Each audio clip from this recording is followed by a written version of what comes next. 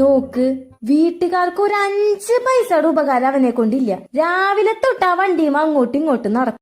അവൻ ആ റോട്ടിലെ കുഴിയിൽ അങ്ങനെ ചെന്ന് വീണിട്ടുണ്ടെന്ന് വെച്ചിട്ടുണ്ടെങ്കിൽ ആ ചെലവും കൂടി ആ വീട്ടുകാരെടുക്കേണ്ടി വരും.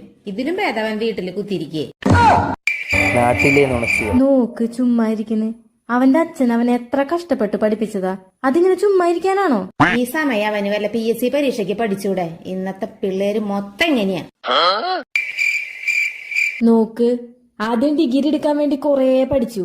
ഇപ്പതേ PSCക്ക് വേണ്ടി കൊറേ പഠിക്കണു. ഇപ്പോഴത്തെ കാലത്ത് PSC പഠിച്ചിട്ട് ആർക്കു ജോലി കിട്ടാനാ?